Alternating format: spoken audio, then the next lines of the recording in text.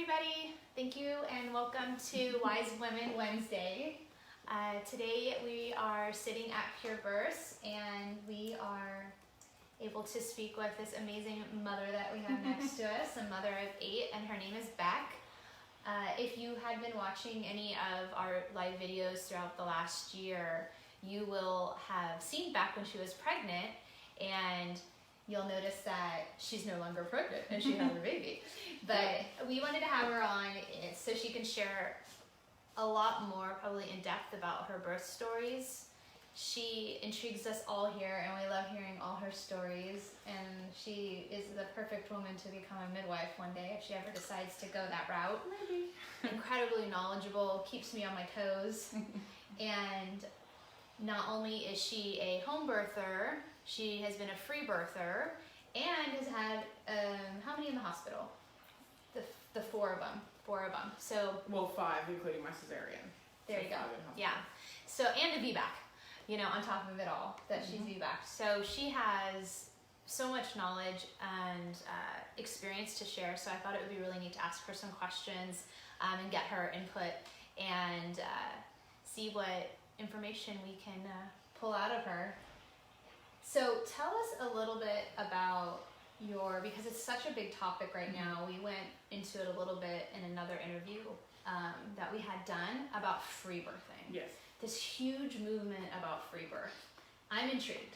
I'm in a bunch of free birth groups. Yeah. And there's a part of me that's so intrigued, and then as being a midwife, there's a part of me that goes, but what if, with lots of different situations. Yep. Or how do you manage this situation if this comes along?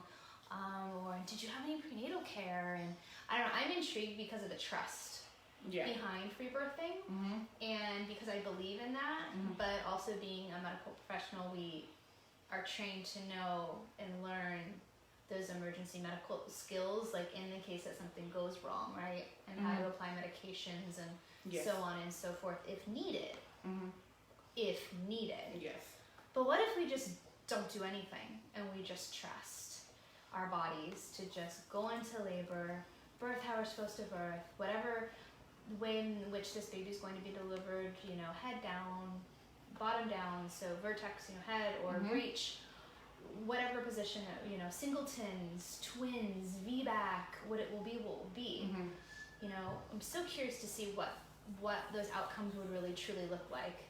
And with this huge movement, interestingly enough, I hope that these women that are starting all these groups, it'd be great if they gather some data for the outcomes. I think a lot of them do have data from their actual people in their groups. Yeah, to see the outcomes. That would be good, For midwives, we, if we're licensed midwives, we, certified professional midwives, we do something called MANA stats. And so the MANA stats we have to report, and they're mandated. And we basically have to tally up, all the information as far as how many vaginal deliveries, how many transports, how many ended up in a C-section, how many hemorrhages, X, Y, and Z. It'd be really interesting to see the data. Yeah, because of how many free birth now. Yeah. Because I'm on those groups. Yeah. And I just see beautiful birth after beautiful birth after beautiful birth. And I think what it is just through time and history, physiological, undisturbed birth very rarely will ever have a complication. Like completely hands off. Like my 2 unassisted that were just there was nothing. Like my 2 unassisted that we just did without anyone else there, just family and us. There was nothing. There was no hemorrhaging, no tearing, it was just completely normal. I did have a good friend of mine in Australia that I was talking to with my labor with Harrison, and talking with her throughout my labor, because I was, if I think about when I went into labor with Harrison, which is before so it was a home birth, unassisted home birth. It was my 7th, I kind of had a few doubts planted in my mind from someone else during my pregnancy, and all these what ifs were in my mind, like where with my 6th, my very first unassisted birth, I had no doubts whatsoever. No fears. And that was in no Australia, nothing. though, Yes, right? Yes. And what was your reason, though, for going unassisted With her? With in my fifth? Australia? Was because my fifth was a preterm classical cesarean section. And no one would allow you No. to VBAC. No. And in Australia at that time, and I think still now, home birth midwives cannot attend VBACs. With the classical incision or any VBAC? I'm not sure. I'm pretty sure with the way the insurance, when I had Willow, which was 6 years ago, with the way the insurance and everything worked, I'm pretty sure VBACs they couldn't do. Okay. Just insurance-wise, the home birth climate in Australia, I could be wrong, but I'm pretty sure they can't do VBACs at home at all. It's always got to be in hospital. Just because a midwife can risk having her license Right. taken. And actually, midwives are paid by insurance companies I and think covered so. by insurance Yeah. companies in Yeah. Australia versus here where only, LMs are usually just private practice. Yeah. We don't accept insurance, so it's very different as well. So I do think completely undisturbed physiological birth, like very rarely will ever have an actual complication. Like when a woman is left completely undisturbed, her body knows how to birth. Obviously, there are complications that do arise even in natural, just even if a woman is left, with there's brow presentation or, face presentation or transverse or, there is things that can happen, but they're a lot less likely to happen for a woman that's left to birth instinctually. I think, and that's where, you mentioned in one of the other videos that you did when you were talking about getting to know the midwife, and you said how you guys left because my labour went all kind of flip-floppy when you guys arrived, and I think it is the whole, the air in the room and just everything changes, even if it's people that you want there, there's just something to do with, if you think of animals, they will stop birthing if someone... If they're disturbed, they literally will stop. It's that flight or fight that comes over your body. And I know that, and I sense that with you. I'm like, we can't be here. There's too many bodies. There's too much energy. Even though there was still a lot of bodies. Anyway. But I felt like we needed to leave, and I often feel that way. I'm like, everybody leave. We need to get out of this woman's space where she's laboring. And Michelle O'Don even states that for every onlooker, every observer you have in a room with a birthing mother adds a couple hours to her labor. Yeah, which is why I think a lot of the times I was like, I just want Damien, and I was just calling him into the bathroom and not letting him leave and making him just sit on the bed in the bedroom, even though he wasn't near me or touching me or anything. I was like, he just has to stay there and everyone else needs to go away. He just needs to be in my general area where I know he's there. He doesn't need to talk to me. He doesn't need to do anything, but he just needs to be around, and just him. And that was different with Harrison because I had my friend Tiffany with me, and I wanted her with me as well as Damien. So, but with him, it felt a little different, and that's the same as why I chose to, birth with midwives instead, because I know we talked about, hey, if you wanted, we can see you through pregnancy, and we can do this, and I just was like, why do you even want it? Why do you want a midwife when you've free birthed or, home birth, unassisted on your own, and everything was going well, and you had beautiful outcomes, which I have a question. So you bought some medical supplies, just those simple things that you needed, and what would you have used had you started to bleed too much? Would you have immediately just gone to placenta, used your placenta? Yes, placenta, shepherd's purse, so homeopathics. the Dong Quai, things like that, which I did do after Harrison, because I felt I didn't bleed too much, but there was more than what there was with my sixth, but not too much. And we did that. We did placenta smoothies like we did after him, and placenta in the mouth, and all of that sort of stuff. But I still would have. I think when you need to go. Like it wouldn't be something I would, be all like, well, I'm not going to transfer because I want a natural, you know. You wouldn't take that risk. No, Of your if I well-being needed, or baby's well-being. yes, and you know, like after him, I knew without the medications that we had, I probably would have had to transfer if we were on our own. Yeah. So going back to share a little bit about Beck's birth, it was an interesting labor pattern. You kind of were a little bit all over the place with the labor pattern. Mm-hmm. So that was very interesting for you. It was. And It was definitely different. You did a lot of work in laboring when we left you to be.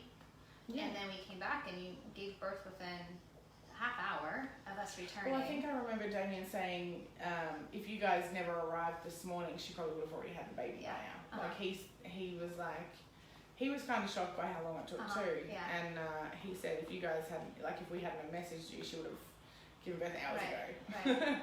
Right. So there was the presence of more people and onlookers. And my mum was over from Australia too, so that was different. Yeah.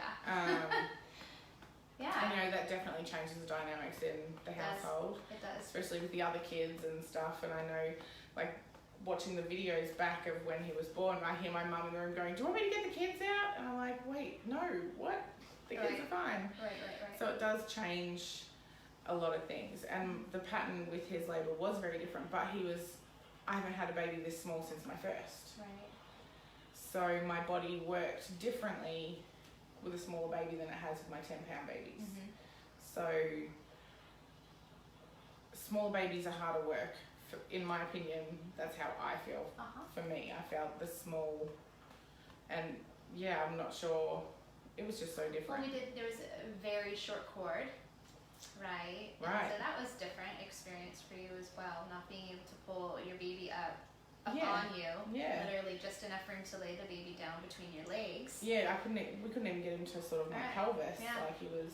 So, and I was saying, well, I believe that not only do I believe that it was the onlookers and the observers that you had so much different energy and observing energy, but also having a short cord. And I think you remember me kept telling you there's a wisdom to the body, the baby. There's always a reason for a really fast birth or a really long birth. And I think I remember you saying that to me just before you guys left, and I was laying on the bed. And I was like, I know I shouldn't be laying here going through labour because it's slowing things and the contractions are more gentle. And I think to myself, I need to be up and moving like I have in my previous labours. I like to be upright and active and, you know, standing and squatting and moving. But there was a period of time there, it was just before you guys left, where the only way instinctually I felt comfortable was laying on my side with a pillow between my legs, which I don't usually lay down in labour. And that's where we had the discussion, and I said, something feels different. Yep, you said that. And, you know, I was like, for some reason, this is what my body's telling me to do. I don't know why, but, you know, and that's when you said, you know, we'll know the reason when the baby's born. Like, there will be a reason, and we will find it out, but, you know, and we did. So, little Mister was born with pretty short cord, and then it was pretty great transition. It took a little while to transition. We had a little onlooker. Linus was over my shoulder as her son as he was coming out, which I don't know if you have video of all his comments. No, I don't, but I remember fabulous. Gross. Oh, ew, gross, disgusting. It was at the baby's head. Oh, like all these noises. It was really cute though. But I mean, that's awesome. You are normalizing birth for your family and for your son to see that. Yeah, and he saw Harrison as well. Yeah. So I think that's beautiful. I wish that upon all children in the world to see birth and naturally, and for it to not be gross or shamed or have to be medicalized. And I think it opened my mum's eyes too, because she has previously been against me birthing at home. I wouldn't say completely against, but definitely not supportive of home birth. You know, what if this happens? What if that happens? What's a midwife at home gonna do? What do they have to help? And then when I had the bleeding after him and she saw that it was managed and we didn't need the hospital and we didn't have to rush anywhere, and it's not a dire emergency when that bleeding starts. It's kind of like, see where it goes. Like most people I think that as soon as a woman starts like bleeding or hemorrhaging, it's like, immediate emergency. And I think Well, there's different, it can be, it that's, can yeah. be, though. There's different types, if someone's gushing and gushing blood, but when it's, you know, the mum's not panicking, the people around her aren't panicking, it's calm, we can see where it's going, and if it's getting to a point where do we need to do something? Right. When bleeding starts and people panic, and mum panics, and blood pressure goes up, and, you know, it can cause things to be a lot worse. And I think my mum really saw, she was like, wow, you know, that was different. You know, they were Midwives able, aren't crazy. They don't just have potions. yeah, and I think that she really realised that midwives actually come with supplies for things if necessary, and that we did try, you know, as midwives, they didn't try straight away saying, well, you have to have, you know, Pitocin, you have to have this, let's try these things, and, you know, if it then we are going to need to give medicine, which we did, because we did need it, which is, you know, something that happens. And I did hemorrhage with my very first baby. Yeah, and I think that your that mom was mentioning that as well. I think that was coming back to her, seeing you bleeding again, like remembering. Yes. Because she was with you. Yeah, she And was making some comments about that. But my first birth was very medically managed. There was a lot of things that happened that shouldn't have happened, and I think what has led me to birthing unassisted and coming to where I am now with the different births that I have had was my first birth made me ask a lot of questions. I think for some people for some women would be all like, well, that's just the way it was, and that's the way it'll be next time. And because I was told by doctors with my second birth, or obstetricians or midwives, that you hemorrhage with your first, you're probably going to hemorrhage again, and we're going to have to do all these things to stop it. And I was lucky enough that I did a lot of research on my own, because I was like, this doesn't seem, it didn't instinctually feel right, like a lot of the things that I went through with my first birth, long birth, induced birth, hemorrhaging, and just a lot of intervention. And the more I looked into it, the more I learned that I can say no to things. Right. I don't have to say, well, the doctor's going to let me do this, or the doctor says I have to do this. I can question, and I can say yes or no to what I'm comfortable with. So by the time I was pregnant with my second baby 4 years later, I knew that I could say no to fetal monitoring. I could say no to internal examinations. And I knew that I could be up and moving, and I didn't have to be strapped to a bed. And so I did do that. And we had a very, very good birth experience in the hospital with very little interventions and no hemorrhage. Right. With a baby that was almost 3 or 4 pounds bigger than the first one. Right. So then I knew then that birth could be normal even in hospital. That I recently had a conversation with a friend who we saw a birth plan posted online, and she said, oh, if I saw that birth plan, I wouldn't want to be her midwife. Because it was a lot of, you know, a lot of the stuff that we see and that a lot of home birthers choose to do. I want to be moving, I don't want monitoring, you know, why they choose to home birth. But sometimes women, while they want to have a home birth, people around them, or they're not completely comfortable with it, so they want to bring, you know, the things that they want, being able to move around, like I was saying with my second birth, not having to have things done to them that they don't want. Right.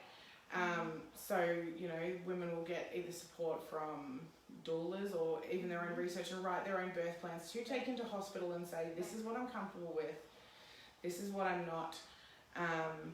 And, you know, it comes down to some people, you know, seem to think that when they go into hospital, they need to have all these things done. Like when a doctor says, we're going to put monitoring on for this amount of time, so you've got this much time for this to happen. 30 minutes on the monitor, 30 minutes off. and all these Yeah. little, and you Unless have the to walk baby when shows you're walking. something else happen, and then it's well, we can't turn it off after 30 minutes. We need to keep it on for an hour. Right. Well, the studies show us, as we know, as midwives, is that continuous fetal monitoring, which is likely what they do in the hospital most of the time, continuous fetal monitoring with those straps on your belly, one listening to the baby's heart rate and one following the uterine contractions, do not have better outcomes than intermittent fetal monitoring, such as what we do here at birth centers and at home. So we use a handheld Doppler. So interestingly enough, when we listen in a regular pattern, but when you have that continuous fetal monitoring, we actually know that it is linked to more interventions. Yeah. They start to pick up more patterns, and in the hospitals, that contraction pattern, that paper that monitor is spilling out is a legal document. So if they didn't act on any specific concern within a fetal heart rate, even if baby was moving to an off monitor, if they don't address it or they don't get a good strip for a period of time, that just continues the amount of time that you will be on that monitor. So that limits the amount of mobility a mother can have in labor, which we know how important it is, unless you're medicated, right? You really need to move. And that's the thing, like the baby's heart rate's affected by how the mum's moving, how the mum's breathing, if she's taking deep enough breaths, what she's feeling during contraction. That all shows little changes in their heart rates and having them constantly. So I have a question to you. This came up in one of the free birth sites pages, and one of the moms, actually it was a free birth and unassisted or something like that, but one of the moms came forward and she's actually getting prenatal care with the midwife, and her midwife said that she would no longer care for her if she would not allow for her to use the fetal Doppler and to check on the baby during labor. Now, this mom obviously doesn't want the Doppler because that's how this conversation came up. And so it was an interesting thing to bring up, because for us, and I chimed in and of course got attacked because I'm licensed and I have a license and I'd like to keep my license. I worked really hard for my license, but some groups you wouldn't get that in then. So well, to practice here in California, I don't want to be on Facebook. I'll be put in jail. That's my option. I can practice it within the Which has guidelines, happened in specific Australia, guidelines, right? Or I can be arrested and lose my family and all that stuff. So I choose just to do what I'm doing and stay as open as possible. But that comes back to fetal monitoring during labor. I'm like, at some point, would you like to know that your baby's doing well, or what if you're transitioning and this baby is truly decelling and you have a really low heart rate? Would you want to know that or not want to know that? So that part, that was an interesting perspective. I'm like, wow, could I, as a mother, again, it comes to trust. Well, see, with my 2 unassisted births, I didn't check.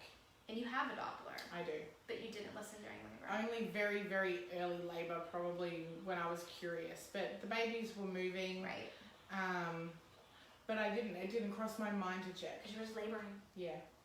So I was wondering, I don't know. And I know that is a conversation we had when I was getting closer to have him, and I did ask, how often do you check? It's quite a bit. And you said how every other contraction, or how only when you're pushing, every other, which you didn't push. And and I was every 30 minutes is what. That's right. Yeah. And I was like, oh, do we have to? And you explained it. Well, legally I have to. Yeah. And that was something that I was like, I knew I didn't want to do, because it's just not comfortable. And my babies have been tricky here and there to find anyway. And I knew he wasn't a huge baby, so and we did have trouble at times during my labour finding him, and I had to lay certain ways that I was like, hurry up.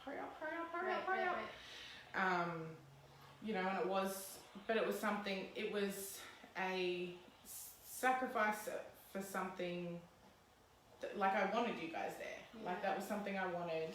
I wanted to have experience, birth with a midwife and a birth team and stuff, because I did have, 2 unassisted with Willow. It was chosen because I had, no other choice. I'd already researched it, and my baby, who was born via cesarean, my 5th baby, was a planned home birth with a midwife. turned preterm Yeah. cesarean due to premature rupture of membrane. So that kind of, we couldn't birth at home. Right. So then it was kind of like, well, I can't have a midwife for my 6th birth. I've had 4 vaginal births before my cesarean. I know my body can quite well and easily birth babies. I did hemorrhage with my first, but I didn't with anyone else. Right. So I know I wasn't at there wasn't a pattern that I do hemorrhage, because some women do. Like, they have a pattern that they do hemorrhage. Yeah. It just kind of, happens with some people, I suppose. I think it's just set in our minds, be prepared, always be prepared. And that fear is always kind of set in for not only the patient, but for the provider as well, to think, we're told if they hemorrhage once, it's likely they're going to hemorrhage again. If they've had a shoulder dystocia once, it's like they're going to have a shoulder dystocia again. So it sets this pace of fear. And it does. And sometimes when you have those thoughts do happen. You know what I mean? When you do. But I personally thought nothing with, I didn't even think you were going to hemorrhage. Remember how we talked about a previous midwife wanting to do active management with you immediately, just knowing you're a mole tip. Yeah. I don't practice that way. No. It's pretty standard. And that's something that made me super comfortable with you guys here, was that was your opinion when I did ask that when we first met, and you did say that, you're not of that. We can wait and see, like, I don't want to put unnecessary medications into your body if we don't need them, right? So I didn't think it would happen either. Yeah. And it did. And it was managed, and you did well. Yeah. Yeah. And I felt fine the whole time, and I never, And you had a beautiful postpartum recovery. Yes. As always. And you're sure this is your last baby? Yeah. Are you positive? Don't. Not one more for us. I know. My husband keeps saying that, but yeah, it is. I'm. It's really hard, because it's something that I do really enjoy, being pregnant and birthing and being able to experience it, with other women that are pregnant at the same time as me, and, being able to share what I can with people and enjoying it at the same time. Right. Which is why it's, on one hand, knowing that it's the end of my pregnancy and birthing journey is heartbreaking, but at the same time, it's kind of like, I'm happy, You're in a relief. You're like, yeah, okay. yeah. But on the other hand, it is really sad. Yeah. Because it's something I really, really love doing. But that's, I was even considering looking into egg donation, because, obviously I get pregnant easily and I have babies easily. I don't want to put an end to that and it just be wasted. Yeah. Like, someone could benefit from it. I probably still have several years of fertility left. Oh, yeah. And it always crossed my mind, do I want to look into private egg donation and find, a family that needs it? I don't think I could do surrogacy, because I do think that I do. You would want to keep the baby. Well, probably. Too. But also that I think, my body's gone through a whole lot. And you have so many children to care for. That would be a beautiful self-sacrifice to carry somebody else's baby, but you got a lot of little lives to take care of already in your home. Yes, and I do. I've got friends who have quite a few kids, and they do surrogacy as well. I've got a friend who's going through a surrogacy journey right now for another couple. She's already been a surrogate once, and she's doing it again, and it's awesome to follow and watch. But yeah, being able to donate eggs might be something that will help with me knowing that I'm finished. Right. But I can still give something to someone. Well, that's awesome. That there can be more babies. Just not my babiys. Right. Well, they are your babies. Yeah, but they won't Only be. half your babies. Yeah. A little bit my babies. A little bit. What tips would you give women that are considering right now, because there's a lot of women, this huge shift we're seeing of women that are going unassisted? Name 5 top things that you think are important for them. like physical things to have, or like in preparation, whether it be physical, mental, spiritual, whatever that may be, that you feel like is imperative since you've had two beautiful, successful, unassisted births? I think trust is a big one. Trust in women, not just yourself, but all birthing women, or all women, mothers, and that we know how to birth. Like, birth isn't an emergency. It's not an illness. No, it's not. And research. Indie birth So great. is a great one, and that is one that I link. Conference. You should come with us. We'll try to get away next year, and next May. Next May we're gonna get away. There you go. But indie birth, I think, is something that all women that are looking into or putting their foot into the door of unassisted, physiological, natural birth need to sit down and listen to the podcasts. Okay. From start to finish, the stories, just I listened to them twice over in pregnancies. So I listened to them with Harrison, and then I listened to certain ones I knew were good to listen to with him. And it was just, trusting yourself, research. Trust, you say trust, research, including Indie Birth, which is a great resource. Indie Birth. Make sure that front door is not unlocked too, though, if you guys can. And also the Midwife Thinking blog, Rachel Reed, Dr. Rachel Reed, she is great as well, and her blogs. Rachel Reed's blog. Yeah. What else? Midwife Thinking. Do you need anything?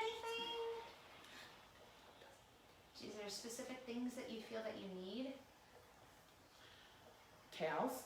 Okay. Simple as that. Boil hot water and towels. Yeah. Like the and the funny, it is. The funny thing is you don't actually really need anything. I know. And maybe just get yourself some herbs on hand. Research herbs and homeopathy. Yes. And you don't, and that's where people are like, what do I need in my home birth supplies? Like, what do I, and I was like, not really anything. no, right? you pretty much have everything you need at home. Okay. You've got, if you're going to cut the cord, if you need scissors, would you just use household scissors? Or yeah, and I'd probably just boil them in a pot real quickly, but then, it's also, depending on the situation, not necessary, because you can birth the placenta with the baby still attached. Well, and you do a lotus birth. A lot of the families are doing a lotus birth. It's so beautiful. You can burn the cord. Like, you don't actually have to have sterilized scissors. And when you go through your pregnancy at home, in your home environment with your other kids or animals or whatever, the baby born in that environment isn't at risk to getting sick. They're born into their own beneficial flora and their own bacteria, their own germs and all of that. That's why we love home birth so much. Yes. Just the energy and all of it. Like, you're born. And with my births at hospital, other than my first, I went home within 8 hours. Every time I even signed out an AMA. Because I wanted to go home. They were like, oh, stay 12 hours. I was like, I want to go home with my kids. I want to get my newborn into my home. I don't want to be stuck in the hospital where, the smells and the sounds are not something that this baby recognizes, Awesome. So if you have women ask you about birthing unassisted or free birthing, do you automatically go towards that and say, yeah, I think you absolutely should, I had amazing experiences, or are you kind of neutral? Well, no, I definitely don't say you absolutely should. I say more, it is definitely worth doing your research. And I will link the Midwife Thinking blogs, just because, you can link them on here in the comments. Yeah, she doesn't talk as much about home birth or unassisted birth or anything like that, but she has, a lot of stuff with the cervix-centered birth, the whole vaginal exam thing, the nuchal cords, like all of these things that are considered an emergency in hospitals, are a variation of normal. Right. Other than, you know, the vaginal exams and things like that are not necessary. Like, Right. it doesn't tell us anything. Because everyone dilates what differently. it does teach us, and what it is telling us, is how much more patience we need to have. That's right. That's about it. True, it's true, right? I mean, where are we at? How much longer are we going to be here? Are we making progress and all of that? And I really, really, the universe has handed me in my lap, you know, some really long bursts lately for me to sit back in that patience. And there is a really beautiful podcast that I listened to, and that it was like impeccable timing, because it was right before this really long birth that we ended up encountering, of patience and just having patience, and I think trusting that your body knows and really what it needs, and knowing when I need to step away as a care provider, because I'm not helping the situation at all. And that's where I trusted with his birth being a little flip-floppy and a little longer and a little unusual, that there was a reason for it. My body and my baby, while I may not have known because I can't see, you know, I'm not a mind reader, I'm not, you know, but my body and my baby knew what was happening. And, you know, and that was the same with my very first unassisted birth, that it was 12 hours, and was a little different and really gentle. My contractions were just awesome. They were slow, they were calm, and it was my first birth post-cesarean. It was like my body knew just to ease, be gentle. And I did have an amazing doula with me at the time, like my husband and kids were there, and a really good friend of mine was there too. She was doing my washing and stuff, which was really cool. She had her baby with her. And I had my doula, Julie. She owns she's a doula in Australia. She owns a herbal bit, Blissful Herbs. So she owns a little home-based company. She grows all her own herbs. In Australia, and she does postpartum teas and all that sort of stuff. And she was amazing through my birth. Having her there was really, really cool. And, you know, she had drinks for me after I had the baby, and, you know, she was a great support. And, you know, I think... so would you recommend even these women that are going unassisted, if they're going unassisted, to have a birth attendant in a way of like a doula? No? You think if you're just the less bodies you have around?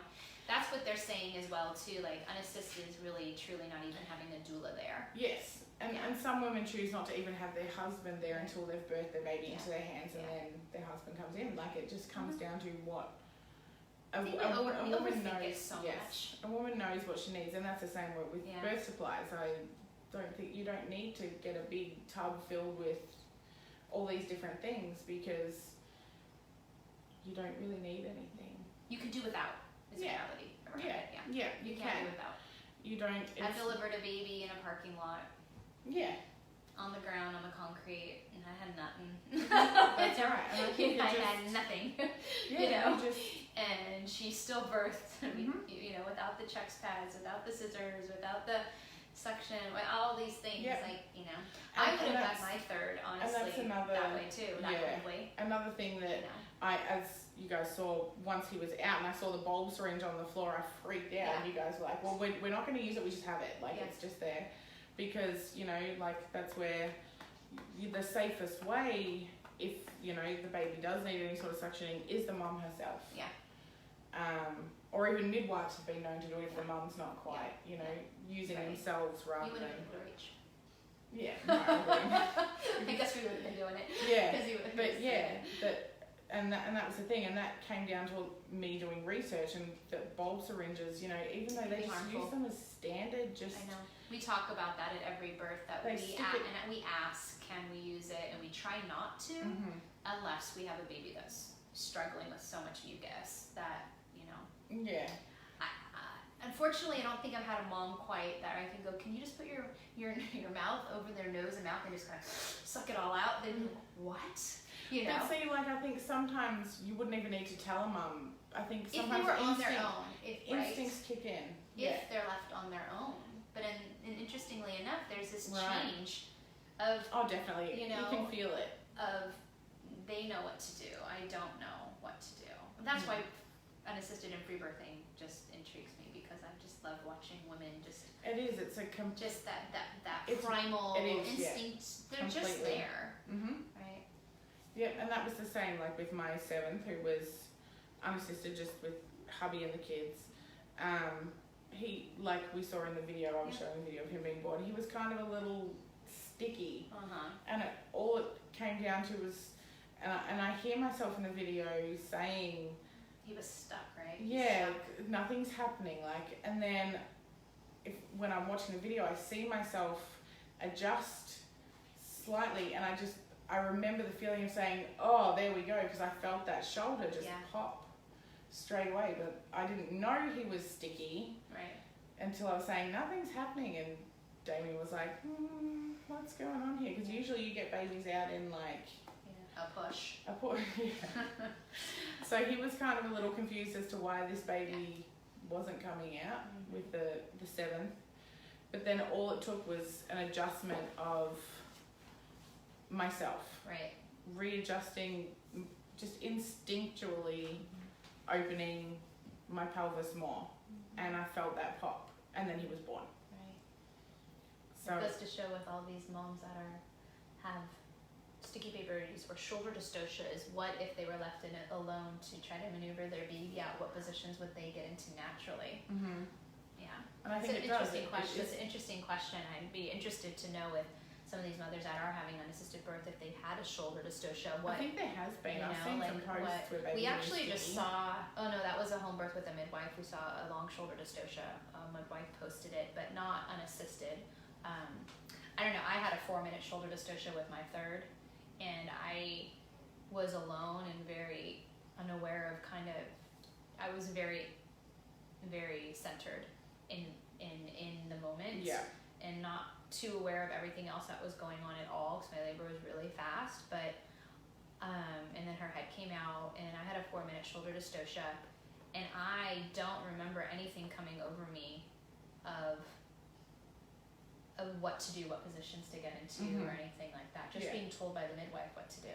And then fear, because I knew too much. I'm like, oh gosh, this baby's stuck. Too much coming over me, but curious, and I never did anything specific. I think I was in the position I probably should have stayed in, instead of getting on my back and then exaggerated, like McRoberts and I had that with my 4th. And they did McRoberts, but that really. I'm not a firm believer. I'm a firm believer of getting on all fours and opening up that pelvis, or a lunge. Or something like that to help get baby out. Anyways, we can talk about shoulder dystocia as a whole other topic. That's right. Well, that's where in my birth group that the Naturally Minded that I run with a friend of mine, one of our mums just had her first baby, and she's only a little girl. She's only little. And he came out like a football player. He was 10 pound too, but she had a shoulder dystocia. And she had a midwife, and she was in the pool, and she was squatting, and his head was out, but the midwife, you could see the midwife just have a feel, and she said, "We've got a shoulder." And she's feeling, and they try and get her to push a little more. She did post a video to birth tube. Then we saw it, and then they got out and lay down. Yeah, Roberts. They she on all fours, and then they just lay on her back, and they were able to help maneuver the baby out. I don't think they didn't McRoberts too much, like they didn't slam her feet to her ears or anything like that. And her husband was there helping hold her legs. But she's a friend of. Yeah, and it was a big baby, because then the later part of it, it shows the scale with the baby, and the baby was 10 or 11 pounds or something like that, right? Cecilia, that she's. Well, we know she's so popular because we've seen the video too. Well, there you go. Yeah, her and her husband are amazing. And then I've got another friend in Australia. She's an unassisted birther or home birther. She's had all of her babies. She's just had her 5th, but she's also training to be a midwife right now. She's doing midwifery, like to do be a hospital. It's different, in Australia. But yeah, she just had her 5th baby, but all her previous babies have been very, very long labours. I think one of them was even around 52 hours or so. Wow. But this last baby she just had in 4 hours. Oh wow. And she was just like, whoa. That happens. Yeah. Because all her other babies have been, you know, in the tens of hours. Yeah. Like really, really long time. She's had posterior birth, she's had face presentation. Oh wow. And she's done them all at home. She's gonna come with like a wealth of knowledge though as a midwife, and like all that experience that she's had. Yeah. Just like you when you become a midwife. Oh. No. Maybe. All right. Well, we're gonna have to wrap this up. Thank you so much No problem. for coming and sharing And all he's your wearing amazing his- stories. He's wearing his pillowverse. He's got his little onesie on, Mm-hmm. and he's so cute. He's so cute. Well, thank you so much for listening. If you have any questions, please go ahead and comment along the way. Beck says she'll go ahead and put some great links in for some women that are interested in learning a little bit more about probably, I would say, free birthing or unassisted birthing naturally, but just at least getting a little bit more information and some guidance on how you can educate yourself more on, right, yeah, and take a little bit more control and more power over your pregnancy and your birth and your delivery. It makes birth less painful too when you trust. This is true. This is true. Thank you so much for listening, and next week we'll have another amazing woman on to share something. I'm not quite sure what the subject will be yet, but it'll be interesting. All right, thank you so much.